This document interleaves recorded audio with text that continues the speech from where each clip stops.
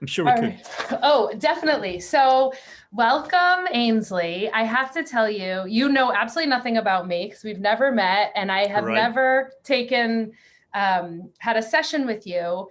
And your work this year,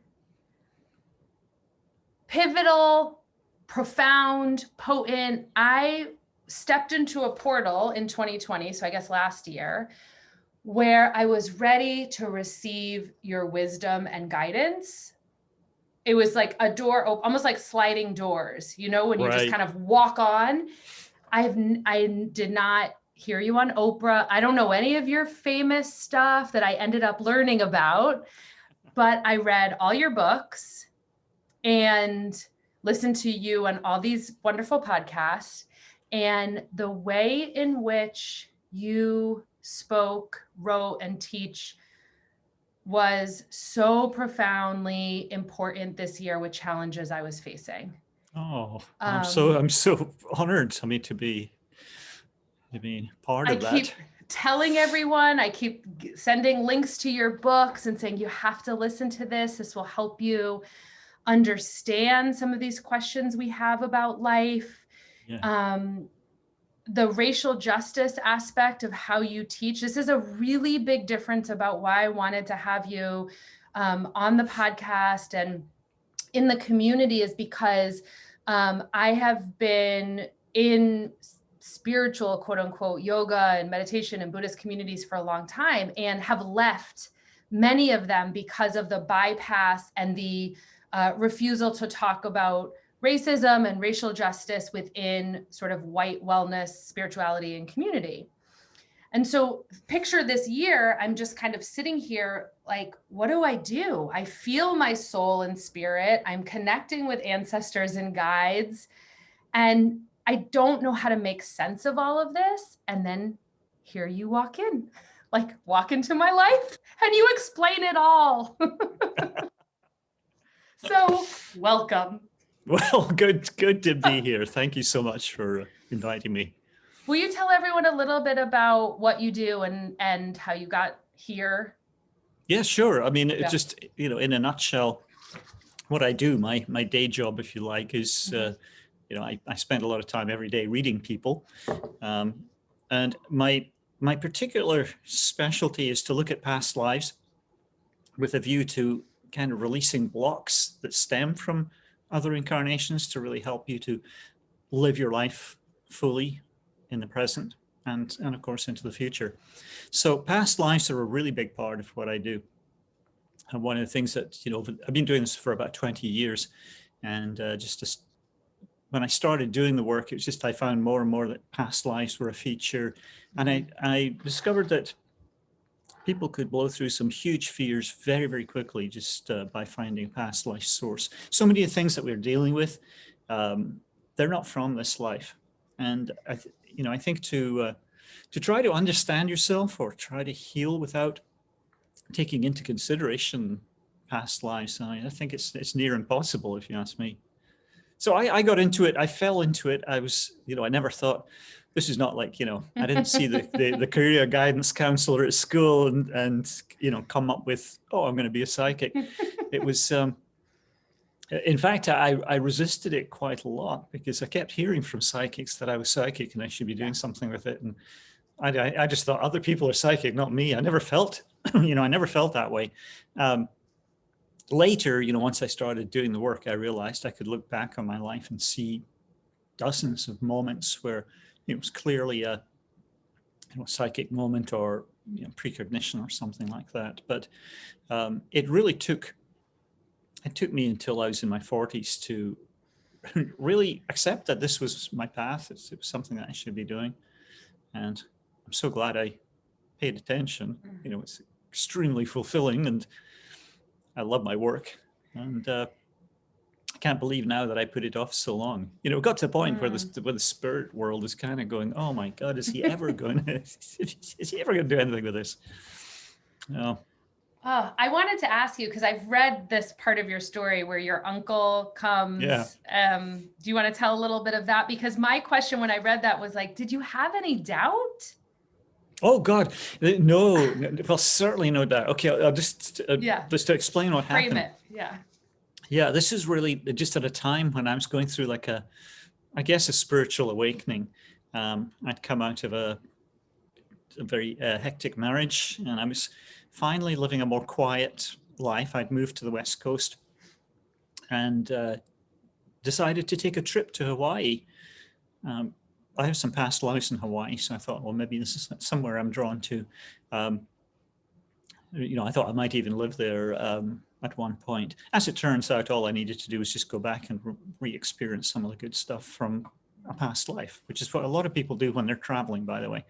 So I was just wandering around in a bookshop, Borders bookshop in Hawaii, and actually had a session with a psychic the day before, and she'd said something about, and I'd heard this numerous times from psychics. They would say, "Oh, your Uncle John, he's a spirit guide. He wants to work with you." And he'd been deceased for about 10 years at that point.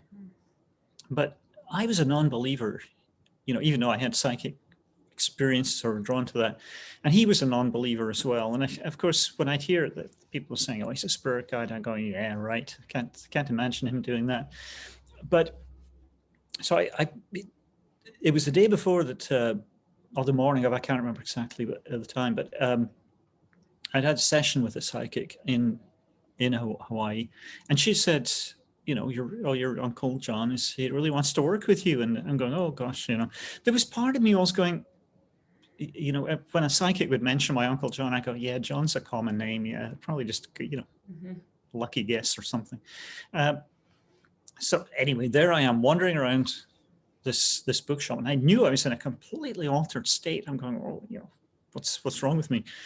And then I just turned a corner, and my uncle appeared about maybe 18 inches away from me on this side, and he was there only for a moment, but real, like super, like just as if a real person was just there for a second. So unmistakable, and almost more real than I could picture him in my imagination. It was kind of interesting. But the message from him was much longer, and it was about working together.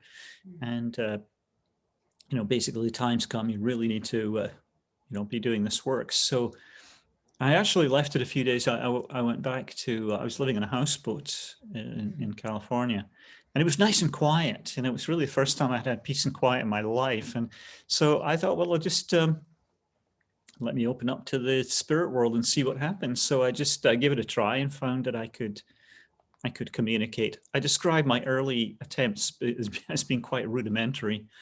I mean, it wasn't like I just suddenly found, oh yeah, I can have these conversations with the spirit world. It was like very, very stop-start. What it would take me an hour to do what I can do in 30 seconds now. But that's just practice, at this point, I've been doing it for so long. But yeah, that was a big, that was really the big awakening for me. It was not the first time the spirit world had tried to get my attention, but it was the big one. It changed my life completely. And do you have like people around you and your friends and family saying what's happening to you, or how did you kind of go through that process? Because there are a lot of people in our community who have intuitive tendencies and who are listening and noticing synchronicities. And there's fear. There's fear of relationship loss, of people not believing them. So can you talk a little bit about that? Yeah. Oh my gosh. Well, I realized this, when I started talking about these things, when you get really interested in something, you want to talk about it. And, yes. and your books. Yeah. Well, I'd be going, oh my gosh, I want to talk about this. And so, I remember seeing plenty of people's eyes glaze over and just like, whatever, me and my spirit guides. And I actually had some big past life fears around rejection, self-expression, judgment, and so on. And so I was very concerned about how I would be perceived. What would people think of me? My family were pretty horrified. My elderly parents in Scotland, very worried about what the minister might think, or people in the community. So, when I ended up having some like interviews with Oprah, for example, I describe myself as the only person I think who's ever been interviewed by Oprah whose family didn't want anyone to know what the topic was. I put in my book, there was a moment I was back in Scotland for a trip, and my brother and I, we went for a couple of pints in the local pub we've been going to forever, and I said, okay, there's something I want to talk to you about. I've been an illustrator at that point for about 20 years. And so, and doing quite well. And so I said to my brother, who's not at all into spiritual matters, I said, okay, I've decided to give up being an illustrator to become a psychic. And am I allowed to swear on this? Yeah, sure. Okay. He's got his pint of beer to his mouth like this, and he just looks at me like totally deadpan. He goes, "So what's your website then? barkingfuckingmad.com?" So I actually have barkingfuckingmad.com. If you go to it, it links to you. Yeah. Yeah. So there was not, I wouldn't say I had radical acceptance from anybody. Yeah, got it. Close, yeah, in fact, a lot of resistance, I'd found out about generally anything I wanted to do in my life. And I think a lot of people get this, is people know you for what you're doing. And then when you say, well, I want to do this, I have this dream or whatever. Right. They want to keep you back and put you back in the box, what's familiar to them. So, every time I've made a change in my life, okay, I'm going to be a freelance illustrator, whatever it is. The naysayers were everywhere, oh, you'll never make a living. It's, you're you good enough, all that sort of stuff. So I got a lot of that when I was telling people, yeah, I'm going to be a psychic, because one of my, I guess, guiding principles is that if you're going to do something, you do it, go for it. Yeah. And so I didn't want to be half-assed, but the problem I had in the early days were the fears. And these are past life fears, and they come from things like abandonment in a past life. You, by the way, have one of those past lives we can talk about later. And so it was all, what are people going to think? And so initially I was trying to find different terms, instead of saying I was a psychic, I was looking for different terms to describe myself. But then people would just end up going, I have no idea what you do. Yeah. I was so self-conscious about using the word psychic that I would mumble it. And then I found that the challenge was that if you do mumble what you do and somebody asks you to repeat it, then everyone hears, So I was actually at a party where the host's deaf father was asking me what I did for a living. And this was like 20 years ago, and I sort of mumbled psychic, and he's going, psychotherapist, psychiatrist, like eventually I'm yelling psychic. And kind of around that time, my kids, who were little at the time, they got me my birthday present. They got me personalized plates for my car, which read P5YCH1C, which is psychic, of course. And so I couldn't exactly, I didn't want to disappoint my little kids by going, oh my God, I'm not putting that on my car. It was my midlife crisis, red sporty car, I thought, well, this is, it was already attracting the attention of the cops, and now I've got like psychic on it. But I thought, well, I don't want to hurt them. And it was great, put it on the car. And then, I just thought, what the hell, why am I, really worried? It's just like a moment, like a little epiphany. Yeah. I'd done some past life work, and it really just kicked in, and it was like, who cares? So I went from going, when people ask what do you do for a living, to going, I'm a psychic, take it or leave it. I don't, one of the things that I found really helpful, and I think this is helpful for a lot of people who are doing something that's a little more unusual, is to not try to convince anyone of anything. Yeah. Just present what you do and just show the world what, what you're up to, and leave it at that. I think in my early days, because I was so excited about what I discovered, to me, it's like, I've discovered the meaning of life. And I really wanted to share that. But I found, interestingly, that if I tried to convince somebody, that I would dry up. I would run out of words. It was like the soul is going, no, it's not your job. You don't have to do this. Interestingly, one of the fears that I was working through is self-expression, which comes from a past life where you've been perhaps persecuted for speaking your truth or being who you are. It could be the written word. It could be somewhere where maybe you expressed yourself and you got into trouble. Something went wrong. So I was working through that fear, where the fear is that something bad will happen. You put stuff out there. So it was a real challenge with my first book, especially I work with these spirit guides who are going, okay, well, you need to talk about your story. And I was going, oh God, this is going from bad to worse. They want me to talk about myself. And but I did it, and it was, I'm glad I did it. It was, people found it very helpful to know where I came from, and that I'm not some academic in an ivory tower or some guy who just thinks he knows better. I'm just, just the messenger. So explaining some of my journey and the fact that I am just a muggle, really. I think that's helped. A lot of people have said, they really appreciated me sharing that. So I was glad I did, but it wasn't easy when I had that fear. Yeah. Interestingly, it's one fear that you're working through in this life. One of the major goals you have for this life is to speak your truth. I'd imagine you're doing pretty well on that right now. I'm wondering even if it's why you have a podcast. I think in this stage for sure. And when I started, there was so much fear, and there was sweaty palms and a visceral, and again, reading through your books and listening to you, I was able to pinpoint the things that I knew in my bones. And I was starting to connect the dots of things, of knowings that then made a lot of sense in terms of past lives, in terms of this insatiable thirst and hunger and desire to teach and share and speak. And I was a little bit kind of like had a lot of arms and limbs and flailing about a little, but reading these books helped me go, this is what you're here to do. Just do it. Don't fight it. Be open to it and receive the gifts that are all around you. I love that. Yeah.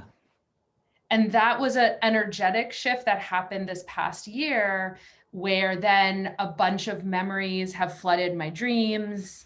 Some of that fear has come because there was something that happened in past lives with whether it's torture or killing or abuse around being kind of witchy and leading women and leading groups. And, that right. I'm remembering a lot of things. Yes. Yeah, absolutely. Well, you do. I mean, for you to be focusing so much about where self-expression is really up. Well, you know that you've been persecuted. There's, possibly, accused of sorcery or something of that kind. I often talk about how the fear of self-expression has three parts to it. And you don't necessarily have all three going, but for most people, they would. It's partly it's the written word, spoken word, and being seen. That's the last bit is the challenge that so many people have with that fear, putting themselves out there and actually being visible. And that was the big one for me, or one of the big ones anyway. And I'd imagine you had to go through some of that to do this. Absolutely. And continue to, as I turn more towards talking about past lives publicly. So does everybody have soul guides and past lives, and can everybody have access to that? Or can you give a little bit of that framework in terms of how you see the supports and why it's so important, right? It should be in the past.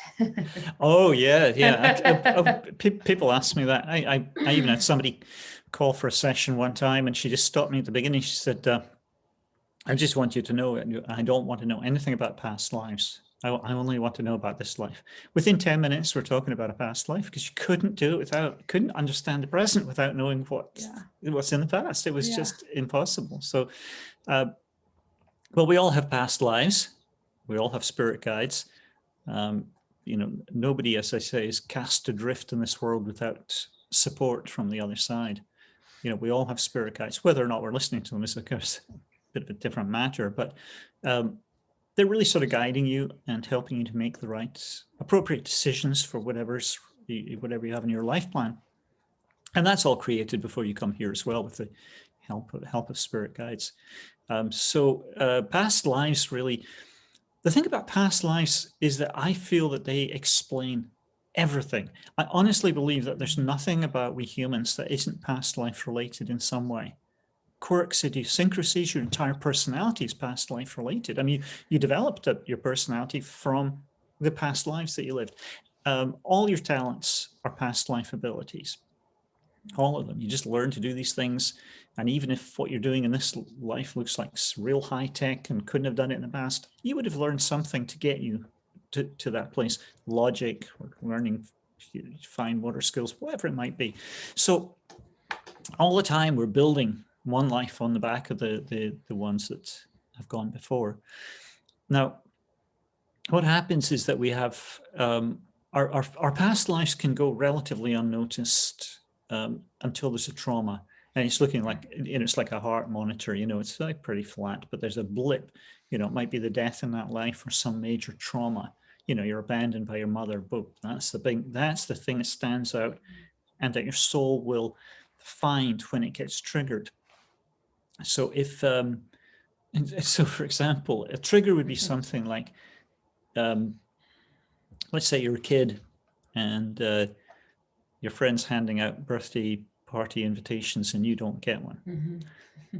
Rejection. If your soul has a big past life fear of issue with rejection from abandonment in a past life, or maybe dying alone, what your soul will do is scan the past lives, find that, and that fear then comes up. So it's why we often react so out of proportion to something.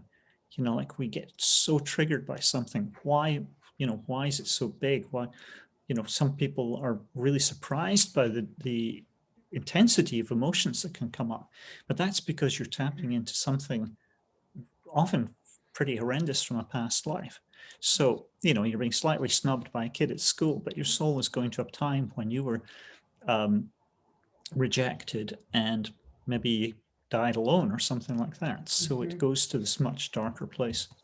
And so what I've seen is that over the years, I've just seen a lot of people heal from stuck issues that appeared to be from this life. Yeah. But the problem is that actually the fears that are triggered are coming from a previous lifetime. So if you actually go back to the past life and deal with that, it takes a lot of the heat out of whatever you're dealing with in the present. Also, what I found, because of working with twins or siblings, you can have the same trauma early in this life, but how one reacts to it compared to the other is all dependent on what's in their soul's past. So, dad was an uncaring alcoholic. One might see that all in terms of betrayal and trust issues. You can't trust adults, whatever. And the other might see it all as about, low self-esteem. It's lack of self-worth, because that's in the past life, and then they feel like, uncared for or whatever. So it's always whatever lies in the past shapes how we view, especially how we respond to trauma in this life. So get rid of the past life, and it's amazing the healing that you can get. I have a really specific question on this that came up when I was reading through everything. Is it enough to just name it and let it be a possibility on the path towards healing it? Meaning, I haven't done a session with you or a past life regression in the past few years. I've done them previously, but not since I've really had this kind of awakening in my 40s. And it's almost as if when I was reading and going through the journaling, and the way that you frame it is so individual and powerful for every reader to really learn their own path. And then you set it up so there's like a prescription for everybody. And just by really doing that, naming the past life careers, naming the fears, naming some of the hurts, it felt like things were releasing. Yes. Well, I think, knowledge is power anyway. Yeah. So that the more you know about yourself, the more directed you can become. And it's a big part of why we do this, to figure out, what the block is and help you really go for whatever it is you're supposed to be doing in this life. Again, past lives would explain so much of that. One principle that's worth mentioning is that this thing about soul ages. Your soul obviously ages with every lifetime you come here, and you have plenty. If you're an old soul, it might be 100 and something lifetimes. So you might be on life 120, but your soul is on life number 1 because it doesn't die between lives like the body and the conscious mind. So, and that's fine, but the difficulty then is your soul can't separate one life easily from the others. It needs help. So often when I feel like when I tell somebody about a past life and their soul gets it, it's often just like, I feel like it's, as I say, not with a bang, but with a whimper. It's just a very gentle kind of thing where the soul goes, okay, all right, well, I won't have to, completely freak out and panic every time I have to give a speech now. Now that I know it's a past life issue. So it's really like that sometimes. It just feels like the soul is just going, oh, past life. Okay, thank you for reminding me. I'll let that one go. I mean, I've really seen, we're all different. I've seen people heal from somebody I wrote about. I was working with her, 20 years of chronic pain disappeared in the moment she heard about the past life. Soul just let it go. There was no present life cause. It was just a memory. It's a ghost memory being carried around in the body. And it went and it didn't come back. And that's often what I find with past life healing. It does seem to be permanent. If you get a shift, it will. Usually you don't. It feels like a settling, almost like, and then there's kind of like the snow globes, and then it kind of settles, and then there's like more space for this sort of present experience. Yeah.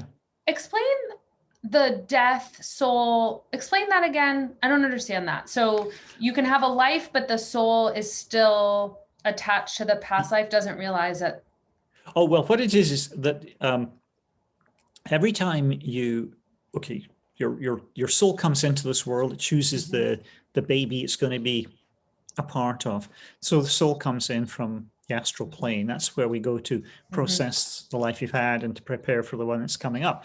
And so the soul comes in having been conscious throughout the astral period, and then it basically, the soul is not dying. So you're in a completely new body, and a new conscious mind, but same old soul. And so that's why I was saying it's on life number 1 all the way through, because it's not actually dying. And so got it. It's just fuzzy. It's just hard for the soul to recognize. I think it's a little bit easier when these things are maybe 500, 1,000 years old, but more recent past lives, it seems like the soul does need some help. And often it's just, you find a couple of things that will just remind the soul that goes, oh, right, okay, that was it. That's all I needed to hear. I've done a lot of work with children, but doing it through the parents. And so, maybe kids having night terrors or something. And I just tell the parent what happened to the child.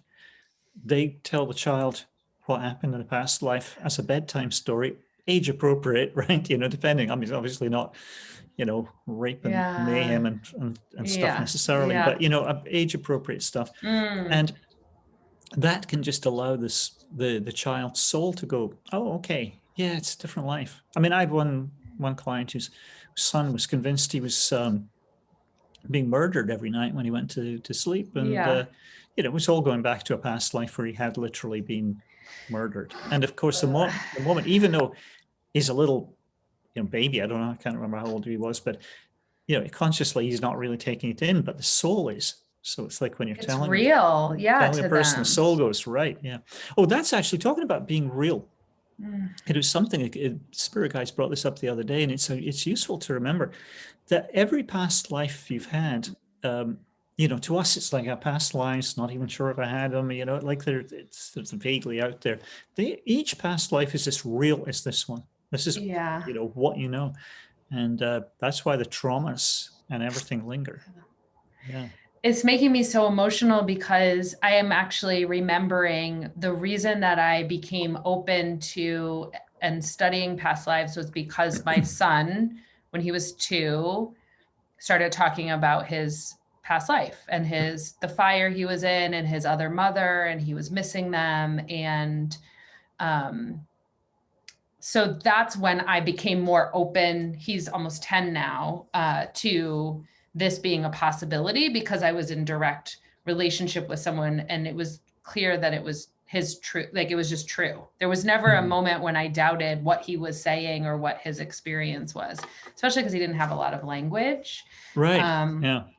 And just the memories were so clear. So I'm going to follow up with you privately about working with my son, because he still has a lot of nightmares. I'd be delighted. Oh my gosh, if we could help that. And he's still, and there's a man that's following him every night in his dreams. And so anyway, that's a side note, put a pin in it. We can fix that. We can absolutely do that. Yeah.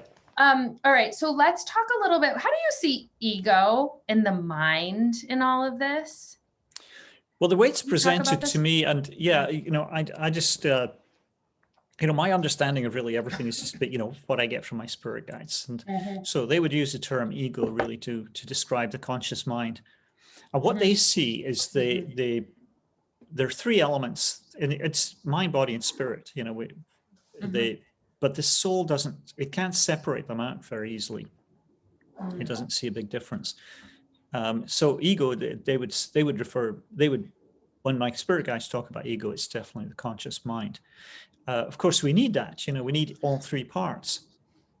And it's interesting too, that a lot of times when people are on a more spiritual path, they often neglect the body or the intellectual mind, sometimes, they're, but all 3 parts, well, we're all different, it depends on who you are, but, you need to, it's just, all those parts need to be working appropriately. So, mind, body, and spirit in harmony. The thing is, if one part of the trio is out of whack, it can take the other 2 parts out as well. And what I mean by that is that if let's say you get depressed, you can easily get a spiritual, so that's like a mental thing. It can give you a spiritual malaise, and it can make you physically sick as well.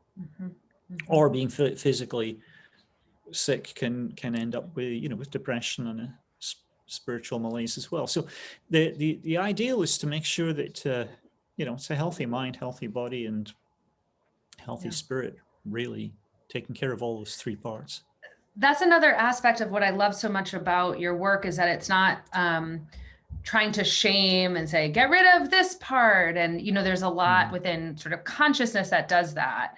And that's what I really appreciate, is the real humanness of your books and how you approach this. What do you think about channeling? Is channeling spirit guides, or can you talk a little bit about? Yeah, I mean, essentially what I'm doing is, when I'm working with somebody, I'm channeling, getting this information from the other side. It's just a term really to describe how you get that information coming through. You're acting as a channel. Same thing with healing energy as well. You're just acting as a channel, and we can all do it. I mean, it's like anything. People say, "Oh, can everybody do what you do?" And, well, yes and no. I mean, if you work at it, some people are going to be better than others because they're set up that way in the personality.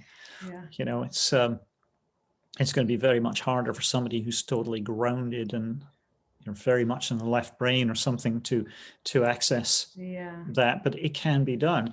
But it's a bit like, some people are going to be much better at playing violin or piano or writing or whatever. Or we've done it in a past life, Exactly. right? So if we've done it in a past life, that's why it feels so sort of normal or natural to be able to access the wisdom or receive it. Right. I see it all the time with people who come into this life. I might say, oh, you have a past life here. Oh, you were a singer, and they go, oh yeah, I'm a singer in this life. You see often unfinished business from short, disappointing past lives. If you didn't get a chance to complete everything, then you'll want to try and complete it now. The thing for a lot of old souls is that they want to re-experience something, that they did in the past. But sometimes all they want to do is just feel what it was like and then give it up. You do get a lot of that with a lot of old souls, unfinished projects, things they got very enthusiastic about, all these things go under the bed. Nothing about that. You can't relate at all. No. I think, all right, so I want to talk about this idea. I can't remember which book it was in, but around old souls and younger souls. So we sort of have like a priority in our society where we think like being old soul is cool. I've heard you say that on other things. Yeah. And that's not how you talk about it. Well, everybody wants to be an old soul. Like I would say it's kind of strange, isn't it, that in this world, everybody wants to be younger than they are, but except when it comes to the soul. Oh no, I'm definitely an old soul. But it has specific meanings. And, the way the whole thing's presented to me, this is the instruction that my spirit guides gave me. That's what they call it. And it's a sister. Thank you. I'm really in PR and marketing. You can give me that affiliate link after. No, I'm just kidding. Literally just love them, and everybody needs to have them. So anyway, go ahead. So the soul ages, we go through this journey that takes us from being a very, very young soul to being a very, very old soul over many incarnations, and something like maybe 5,000 or 6,000 years, total, depending on how long it takes, going sort of back and forth between here and the astral plane until you're done. All the time experiencing, then processing on the astral plane, coming back here, making new choices, new parts of the world. The soul's journey, I always say it takes it from a place of me to we, a place of fear to love. And that I think this is crucial to understand, because it's through living, like experiencing life, that we learn compassion. We learn ultimately that we're all connected as well. There's a lot of people think that spirituality is just all about meditating, doing yoga, and calling it good. And I will say there's much more to that. These techniques are often ways to an end, which is much more about. It's a lot more spiritual to help those less fortunate than yourself, say, than just to wish somebody namaste. It's like real spirituality is about how you affect other people positively in this life. Older souls do tend to get that a little bit more. As the soul ages, it goes from, like, roughly halfway through, you go from being a young soul to being an old soul, and the difference there is almost like a switch being flicked. It's like a shift from a more external focus in loads of ways to something there's more introspection, more of an internal view of things. It'll show up in lots of little ways. An example would be, okay, if you have a past life where you were judged, let's say you were judged and executed. This is the cause of fear of public speaking, or being tested, or stage fright. It's where you've been judged before and it had to lead to death for this. And it's surprisingly how common that is with massacres and pogroms and things in past lives. So many of us have been affected by that. So the reason you get a fear coming up is that if you're in a situation where you feel you're being judged again, the soul goes to that dark place. It's irrational, but it goes, oh my God, last time we were being judged, we ended up being killed. So you get that fight or flight thing. The soul's trying to get you out of a situation that's dangerous. And of course, to heal, a lot of it's just reminding the soul, oh, this is a past life. Don't worry about it. But the difference in how these fears show up between young and old souls is interesting, because the younger soul tends to externalize everything, whereas the older soul tends to internalize. One of the, I've been asked this so many times. People will say, when I tell them in the first session, I'm working with them, and I say, oh, you're an extremely old soul, and I can tell them exactly where. And the usual thing is, if I'm such an old soul, how come I have so many fears and anxieties? Mm-hmm. Well, it has to do with the veil becoming very thin at this stage. You're tapping into your past lives a lot more. But it's also got to do with how the old soul internalizes. So let's say with judgment, So the younger soul has had an experience where it's been judged and executed, and then it comes into the next life. And it'll actually be, the fear of judgment will actually be imposed on other people. That soul, or that person will become very judgmental, very critical of others. They also will drive it inwards and become incredibly critical of themselves. I always joke when I find somebody like that and working with them, I'll joke about how they don't need anybody else putting them down because they'll do a really good job on their own. You know, be hypercritical, beating themselves up. Yeah.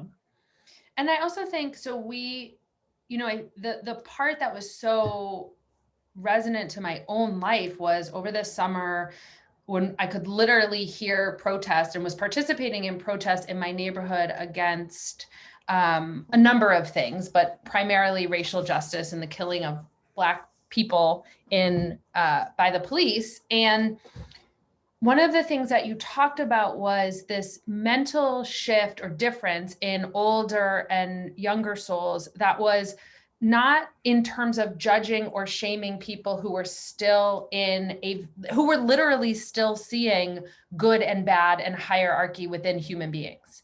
And you were talking about, I think it was one of your recordings too, or your Sunday recordings where you were talking about, like, we don't have to be aggressive or angry at people who are thinking differently than us. They literally they do see difference. Part of the younger soul map, and the way you map it out so beautifully in your books and the sort of full range, is that I was getting so angry and really getting enmeshed emotionally with the world's energy, and living in DC, it's like has been a hub of difficult energy for a while now. And it gave me this little bit of space to have compassion, and not so much aggression and anger vibrating through me around others, but this little bit of space of possibility. So when I went back out on the streets protesting, I felt embodied and loving. That's wonderful. I mean, that yeah. It was like a totally different shift. Yeah, absolutely. Well, you know, a lot of people say that, you know, what I've written helps them with acceptance of others, and particularly these younger souls. Because, oh my God, it can drive you nuts as an old soul, especially because you are seeing so much more clearly what the truth is, you know, particularly, like I was saying, it's something you're focusing on. So you know, in this life, so you're seeing it, you know, more like, I guess none of us truly see the whole picture. Of course we can't, but older souls are going to have, just based on your experience, you're going to have more skepticism, more ability to understand nuance and so on. Younger souls see everything in black and white. Older souls see it all shades of gray. That's something I talk about. That the younger souls are very, very, very fear-based, fear of the other. You know, I mean, you see, you know, all the fear that's out there about, you know, fear around Black people, fear around you know, liberals or whatever. You know, it's like these people who feel that they have to be, you know, heavily armed and, you know, look all macho. And it's really just it's a fear response. I mean, this is something I could talk for days about, so I don't want to get totally on the soapbox there. But so, you know, it is easy to get really angry. I put in my last book about how if your 3-year-old flushes your watch down the toilet, okay, you have a right to be pissed off, you know, it's like, but also you recognize that it's a 3-year-old, you know, like, or you don't, or another one I said is you don't get angry with your 7-year-old because they go, Dad, I don't know how to drive the car, you know, what you want me to drive? No, you got to be, you know, reasonable. They haven't got there. And I think if you look at younger souls and remember, because we tend to judge people by our own standards, you know, and that can be the frustration, you know. Oh, yeah. It's like, well, you know, I think where you think, oh, if I could just explain logic to them, doesn't work that. They haven't got the experience. Plus younger souls are all, they respond emotionally.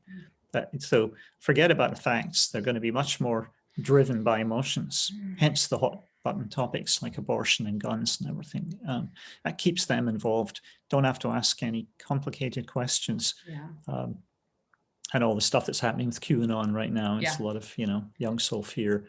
And, I mean, the old soul looks at some of that stuff and goes, this is batshit crazy. But the younger souls, they don't have that discernment. They don't have the experience to be able to easily tell the difference between what's real and what's not. As an old soul, you're basing a lot of your understanding of any topic on how you process intellectually and also intuitively. So, like if for example, I got a text message from somebody the other day, wondering why I supported Oprah when she's eating babies. And now, Oprah is not eating babies, first of all. And I don't have to, as an old soul, I don't have to do a background check on her or hire a private detective to figure out, is Oprah drinking the blood of babies? No, she's absolutely not.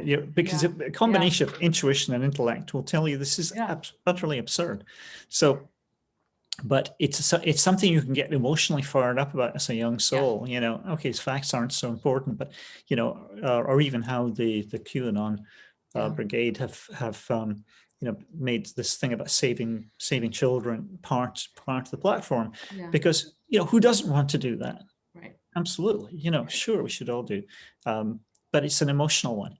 How could you say how can you criticize them when they want to save babies, but then how they're going about it is it's the whole thing is fundamentally absurd. So, I just really appreciate those, like I said, human threads. And I was on a walk with a friend this summer after I had kind of read this and processed it and then had my own experience. I was explaining to her your teachings around this. And she was like, do you really believe all of this, Pleasance? Do you really? And I looked at her and I was like, it almost doesn't matter, that question, because I know how loving and compassionate and open I feel if that's a possibility of truth.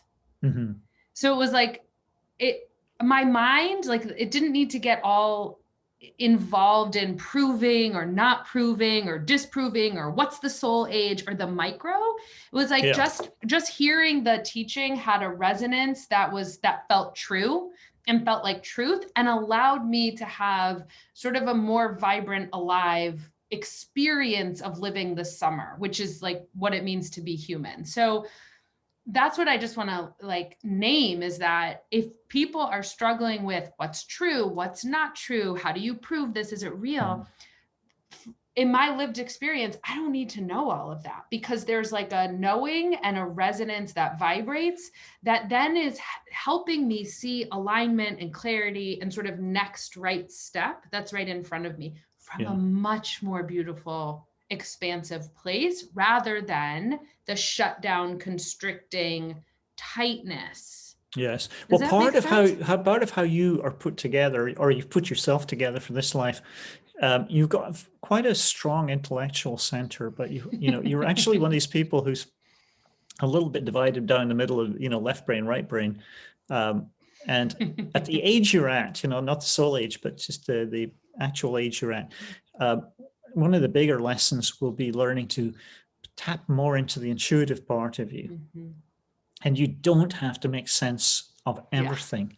It's you don't have to write a dissertation about everything that comes up in your life. Sometimes just as a really good lesson, just to accept it and say, well, this is my truth. People will read my books and they'll say to me, and I just felt from the moment I started reading it, so it just felt like, this is truth. So and that's just as an old soul, my book's going to appeal to older souls. I mean, younger souls don't read that sort of stuff at all. So I never have to have any discussions with them about that. But older souls will feel like, it resonates with me. And that's really what it is. Because And, you know, for most of us as old souls, part of what we do develop is that spidey sense, sixth sense kind of thing about Yes. Yeah. people, you know, a better BS detector than maybe when you were a younger soul. Yeah.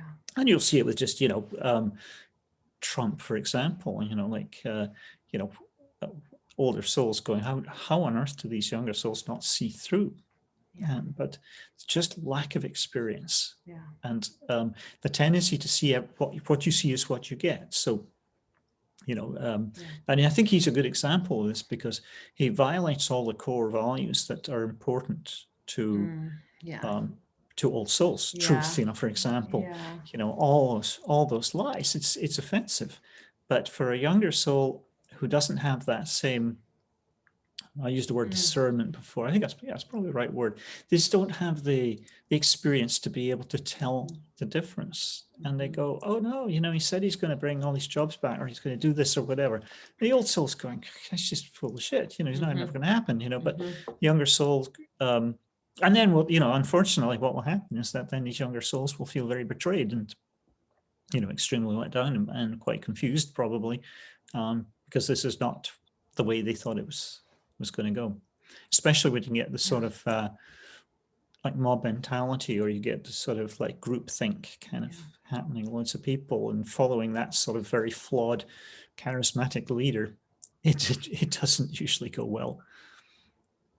It But just I helped. digress. Where Yeah, were we well, it going with just all kind of of that? helped put it into context of a bigger picture of understanding rather than getting into the micro. Yes. And that just feels again that deep resonance. There was one other part in one of the books, I don't remember which one, around old soul women. You said this is very common, and I like literally remember the moment I was reading it. I was in the sauna. And it's like old soul women marrying younger soul men often Oh come to yeah. me, and you know, and then you went through a whole story about how it works out, and then like kind of the pros and the cons of what that really looks like, and then how around midlife you get these middle-aged women who are old, and I was like, yes. You need me, you know. And so then what was great was I got out and I spent a few days, and a few days later I went on a date night with my husband, and I was like, so I read this thing and it's really helping me like see us. And we had this beautiful conversation around, you know, again, this sort of spectrum of soul lives and how, I mean, my husband and I have been together since I was 19, and we're just so fun. We're just so different in so many ways. And there's been times when it's worked and times when it hasn't. And this summer, in the height of the intensity of the political and racial and economic fires in our home, in our backyard, it felt like that in our home, with those differences of ours really pulling us apart. And I just wanted you to know, I use that story not to fix, not to anything, but just to kind of use it as a lens in which to bring us closer together. Wonderful. Yeah, that's great. I love that. I mean, so far so good. Obviously, its marriages are dynamic. Of course. Well, what you're talking about there is it's a soul agreement. We make agreements with other souls to come together and have relationships, and so you make a romantic agreement with another soul. You know, come together. But this is something that I see very often. I mean, I would say that I see it frequently, maybe probably easily once a month I'll come across somebody who's got this going on. So if they're the old soul like you, you're kind of, well, almost at the middle point of level 10. You're really getting up there as far as soul age goes, right up there. So what happens is typically you get the spiritualist, spiritually oriented, older soul woman who says, in this life, I don't want to have to just be dealing with survival issues. I want to be able to explore my spirituality or my creativity or whatever it is. I don't want to have to be just, you know, working 10 hours a day in an office or whatever, never having time for myself. So the agreement is to meet, or to attempt at least. There's never any sort of guarantee with these things. That just, it's simply the agreement is to give it a chance, see if it will work out. So you choose usually a slightly younger soul male, with in his personality, soul types, hunter or leader. Usually in my experience, it's been the hunter. So this is somebody who's got, usually a lot more masculine energy, man's man kind of person. And if you go back to the early days, 50,000 years ago or something, when we humans, we got the kind of consciousness that we have roughly, well, the guides say 55,000 years ago. And so we became very aware that we had different purposes. Each of us had a different purpose in the tribe, and we were there to bring our qualities. I'm a creator type, so I would have been the potter or maybe I made jewelry or something in the past life, in a early life. The hunters were the ones who had a very clear mandate. All they had to do was go out, catch the animal, bring it back, job done. And what it means that if you have that characteristic in your partner as an old soul woman, he's going to be a really great provider, because the survival of the tribe or extended family back thousands of years ago was really all down to whether or not the hunters could complete their task, whether they could bring the food back or not. So this is one reason why well, this is great. You get more freedom. Yeah. That person is driven and very, very happy usually to just be the provider, because that's what they're programmed to do. So there's usually no resentment. They don't have usually that feeling of like, well, when are you going to start, bringing in more money or whatever? It's usually just they feel like, no, this is the agreement. I'm going to help, not consciously, but they know that they're there to help you to complete the things that you do. So then so typically you meet. Maybe you meet in college or something, or your first job or somewhere like that. Let's say early 20s, and then, as you were alluding to, you hit 40 or something, and the soul is the soul's conscious of the decades coming up, so it is very aware of decade markers. So it says, okay, well, where are we going from now?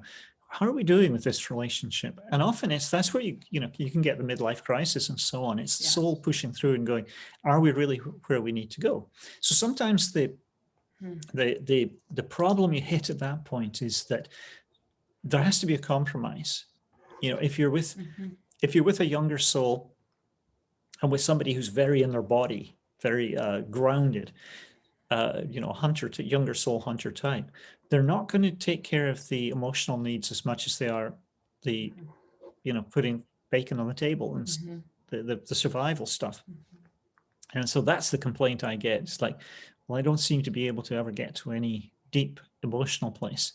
And sometimes you just have to accept, well, that was the compromise that you felt was reasonable, was that, okay, I'm not going to get the intimacy, but I will get the security. So sometimes that has to be reevaluated. Somebody will get to 40 and say, I'm not sure. I certainly see this where somebody will say, I think I really, not that I screwed up, but I think I really should have made a different decision. Because if you're working through heart chakra issues in this life, maybe from some terrible experience in a past life, I've forgotten where I was going with that particular thought. Where was I going? Chakra and your relationship, and that sometimes it's better. Sometimes you do move apart at that stage because you're working with something. Yes, I was going to say yes. Of course, the heart chakra, wanting to really get more intimacy. That's the again, it might not be such a big deal in your 20s, but once you start to get later in life, then that's where what's missing can be really highlighted. So if you're really seeking that intimacy and you're not getting it, that's a problem.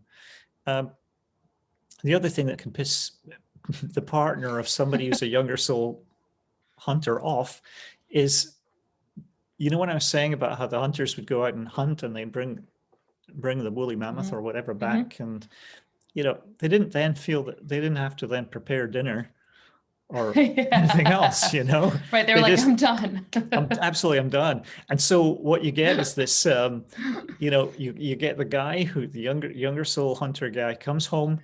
He's worked all day.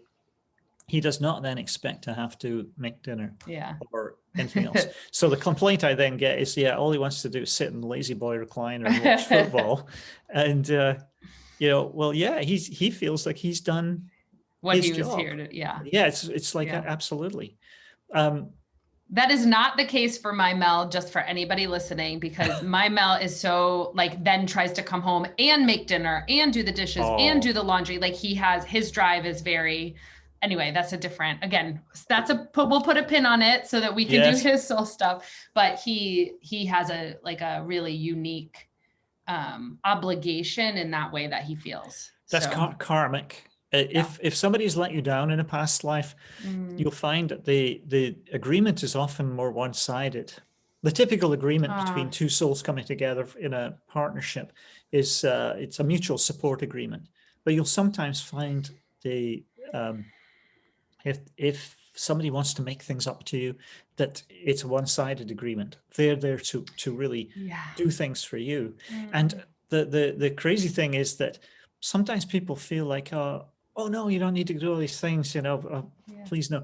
But you actually should let them, because this is the agreement, you know, between souls. You know, they want to help you. They want to do things for you. If he's getting a lot of pleasure from it and there's no resentment about it, or he feels fulfilled, absolutely let him, because this could be his way of balancing one life, you know, against the next. You know, he wasn't there for you or something in the past, so he's really going to be there for you now. Yeah. I love that, because my intention for 2021 is receive. So I'm doing a lot of Kabbalah study. That's all about receiving. That's so delicious and just feels yummy, and listening to your stuff and then watching him and receiving his love has been an intention that I'm opening to. So that feels really that's great. Beautiful. Yes. And especially you, because you are working through heart chakra issues. And learning to really open up your heart chakra and feel safe. You know, you have to feel safe to be able to do that. You know, if you're with somebody you really trust, then you can. And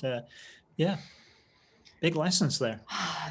There's so many more things I want to ask and talk about, but I'm mindful of your time. And you have a membership, you have books, and I want people to feel that want to keep going, because this is your life's work. And there's so much more about, especially around practices and rituals and alignment. You have great names for the different stages and for the types and past life. Also, then those prescriptions around really what the journaling and the reflections and the meditations for your own soul path are, along with the soul constellations.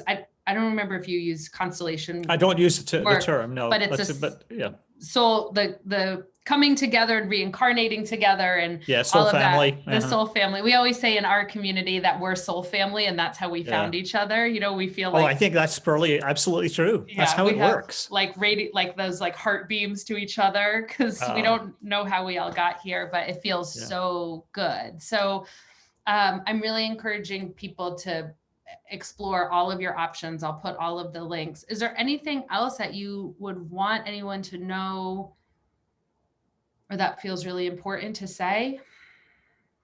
Well, I would invite anyone who's interested to join us on Soul World Sunday. We just do a half-hour broadcast every Sunday for people who are more spiritual, not so much religious. So it's a little gathering. So if you just check that out on the website, and we do this every week. We've been doing it most of the year, this last year, and people are finding that, I think with COVID and everything, I think they're really appreciating that. So it's turned into quite a community. So I would encourage that. And it's question and answer. You usually give a little talk and a question and answer, and there is a recording sent out. We often have our community stuff on Sunday afternoon, so I'll miss the live, but then I get the recording and I can listen to it to start the week. It's really beautiful. Yeah, well, we're just loving doing it. I do it with my partner in life and business, Christine, and so it's really given us, I don't know, it seems like so aligned with both our higher purposes that we just we keep saying it every week. We go, this is the highlight of the week. We really just love doing it. I have this membership program. If you go to soulworld.com, Soul World Community, we've got classes, workshops, regressions, daily messages from the guides, all sorts of stuff going on there. So very active forum. A lot of people involved. It's a great place to come and discuss. Also, I think it's a place, when you maybe you don't have people in your life who you can talk to about spiritual things. And it's a place you can come to and be totally safe and, open up, start talking about spirit guides, and no one's going to think you're crazy. One thing I didn't touch on that I just want to make sure people hear is, what are the past life fears or current life chronic issues that this is helpful for? Because, sometimes people are like, oh, that's not for me, but maybe it's insomnia or back pain, or what are those few things that you think Absolutely. you see a lot? I mean, let me just list a few of those things. Yeah. Well, insomnia, certainly that's a past life thing for a lot of people. If you've had something traumatic has happened during the hours of darkness, then what can happen is your soul can make you stay awake because it wants to make sure you're safe. Then it gets to 3:30 or whatever time where something awful happened before in another lifetime, and it goes, okay, we're safe, we can sleep now. A lot of people who've had trauma at night in a past life get their best sleep when the sun's starting to come up. The hours of darkness are the time of fear or concern. If something happened in your home, it would cause you to feel unsafe there, maybe checking the doors and windows. If it was outside of the home, sometimes you might be afraid when they're stressed out, when you're out late at night in the dark, something like that.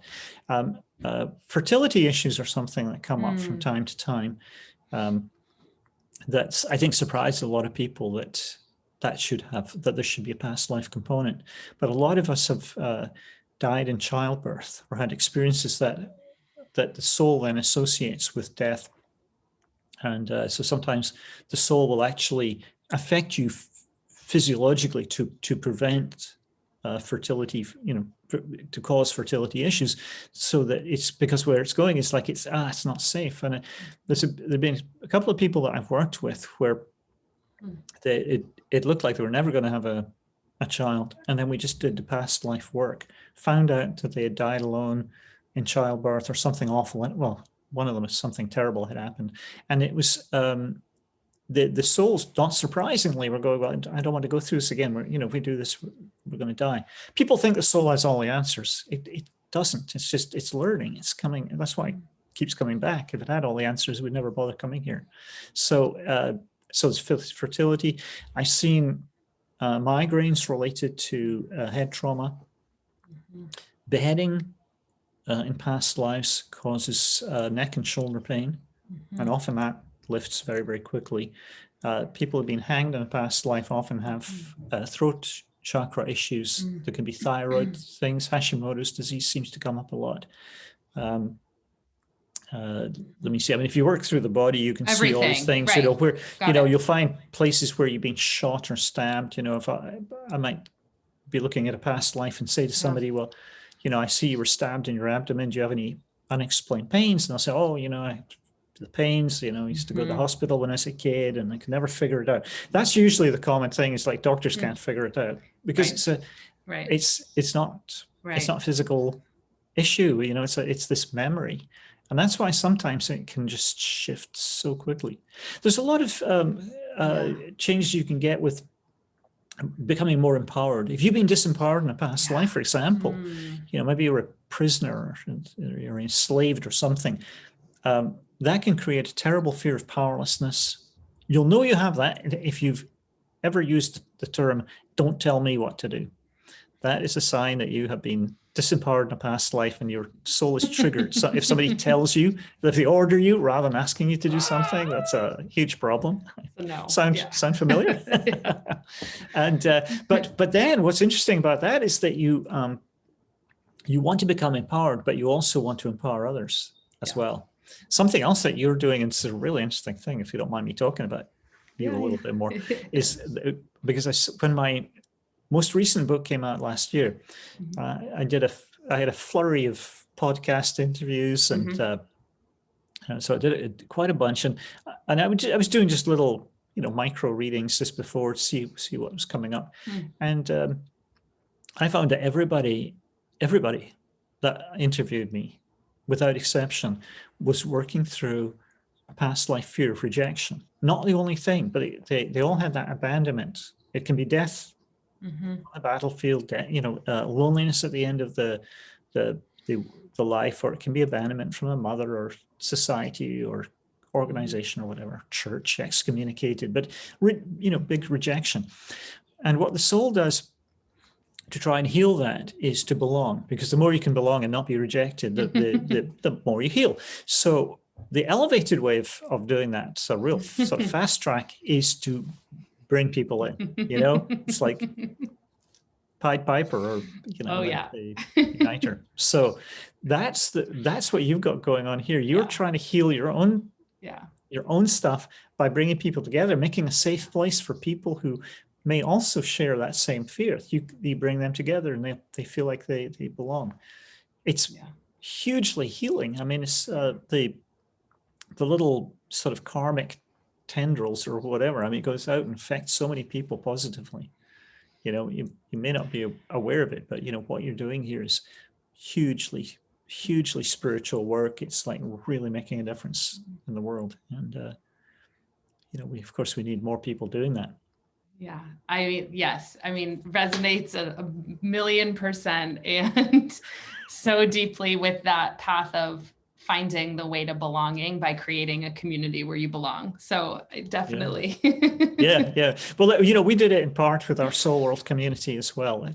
We know that we're bringing people who are on that spiritual path, may not feel that they have people around them they can really share things with, and it's a safe place to be. Wait, I do have one more question I have to ask you. How do you manage your own energy and what you're seeing of other people's life? Like, what are your hygiene? Do you even need any at this point? Or are you just... That's a good question.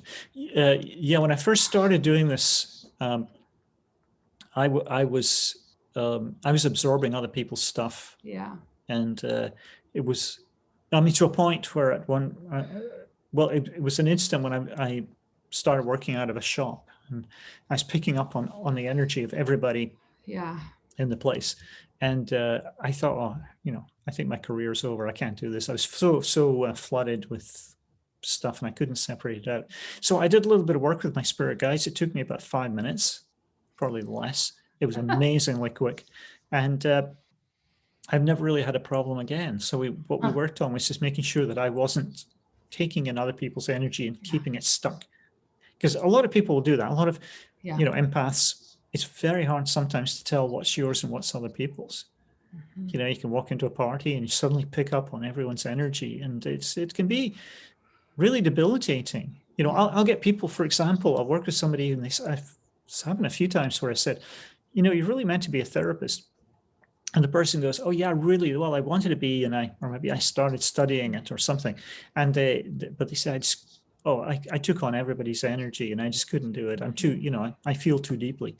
And that's great. Yeah, they're incredibly empathic, but it's the wounded empath, they need to fix that wound so that they're not being so affected by other people's stuff. And I think if for anybody who's working, whether it's healing or reading with people or whatever, it's important that you keep that boundary, because it's not much good if you're falling apart when you're trying to help other people. So I kind of learned that stuff very early on. It's not been a problem. People will often say to me, oh my God, you get stressed out having to deal with people's problems.